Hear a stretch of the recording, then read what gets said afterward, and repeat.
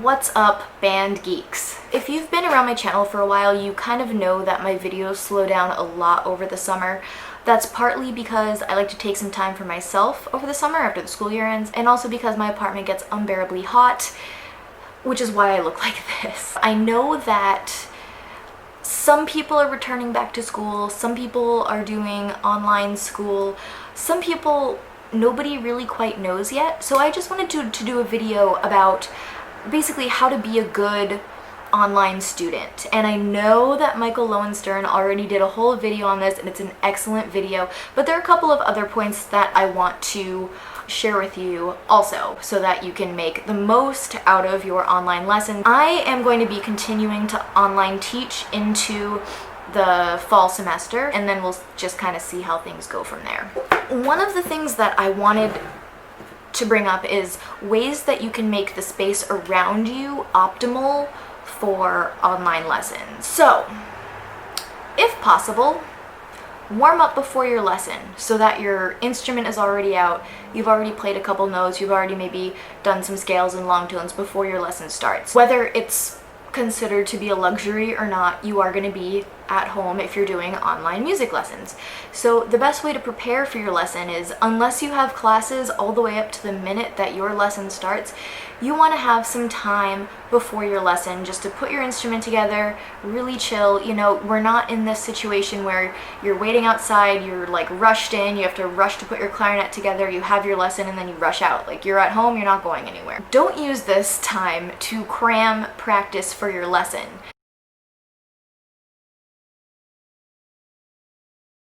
Because that's not going to help you get better at what it is you're practicing before your lesson. It's not conducive to getting better. You should have been practicing what you just cram practiced the whole week before, and you know that. Chill, warm up slowly, preferably with a tuner, so that when your lesson starts, you're in tune and you're warmed up.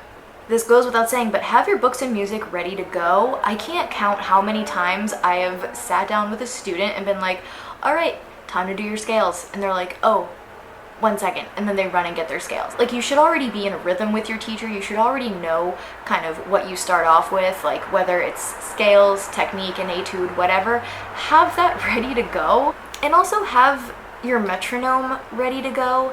Again, sometimes we'll be in the middle of a lesson and I'll say, hey, student, why don't you turn on your metronome? Let's play this at chord note equals 70. And they're like, hold on, I have to go get it. Because a lot of teachers aren't there to keep the time. It's your responsibility to have the time. You have to have your metronome. If you're constantly leaving the room to go get something that you forgot, you're not only wasting your lesson time that you are paying for, but you're wasting your teacher's time too. And you're interrupting the lesson, you're interrupting the flow of everything, so just have it ready to go. If you're using an app, already have the app open.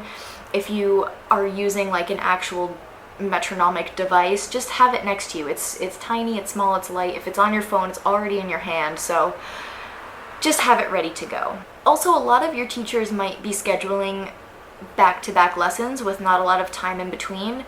So if you're warmed up, ready to go, make sure that you have your computer and everything ready to start the lesson. No matter if it's over Zoom or Google Chat or FaceTime, just be ready to go the exact minute that your lesson starts. Again, we're at home. We don't have to worry about traffic. We're just worried about getting our internet going. If your computer is slow, like mine is, you need a little bit of extra time to like boot up the computer.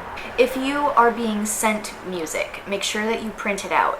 If you are reading off of a book, make sure that you have a pencil in every lesson to write down accidentals that you've missed, write notes. Like when I was in college, I would bring a notepad that's dedicated to clarinet lessons. I would bring that notepad with me into every lesson, and I would write down notes, and I would keep that, and I would use that as a guide to when I would be practicing. Even something that didn't seem like it made sense in the lesson, I would write it down, and then over the week I would kind of chew on it and look at it and think about it and practice, and then all of a sudden something would click.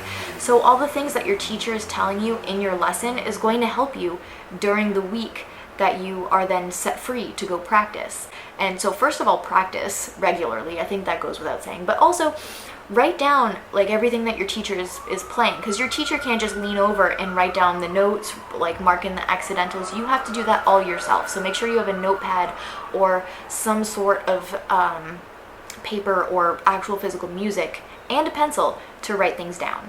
It helps to have your lesson in the same area that you practice in, but sometimes that's not possible. If that's not possible in your situation, just make sure that you have extra time to move your stuff from where you practice to where you are going to have your lesson. And it might be helpful, honestly, to just make a checklist. Like, do I have this book, this book, this book, metronome, clarinet, reeds, water bottle, everything that you need for your lesson. Make sure that it's all set up and ready to go if you're not able to have your lesson in the same space that you practice in. It might also make sense to have like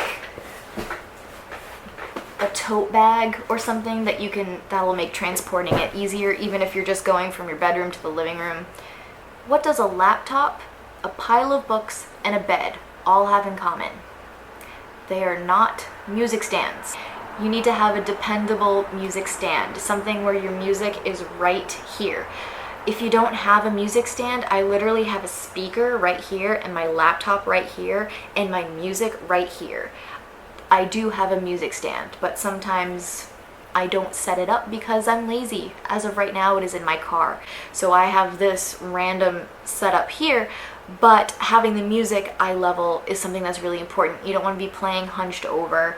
You want to be sure that you're playing with a good posture. So you're going to want to be sitting in a chair that doesn't move, that's not on wheels, and that doesn't swivel. Believe it or not, even though you think that you can trust yourself to not swivel in that swivel chair, you're gonna swivel in the swivel chair. You want to be playing with good posture so that you don't develop bad habits and so that your teacher can actually see what your hand position looks like. You want to be seated and playing with good posture. So those are just a couple of tips if you are going into this next semester expecting online lessons. If you have any questions for me, please leave them below in the comments. I haven't really been on this channel a whole lot. I just had a whole concert series that lasted 6 weeks, so that's a big reason why I haven't really been on here.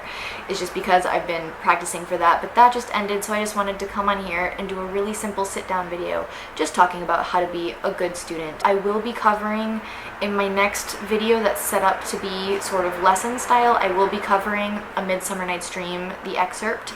But if you have any other requests, feel free to leave them below in the comments. And until next time, go practice.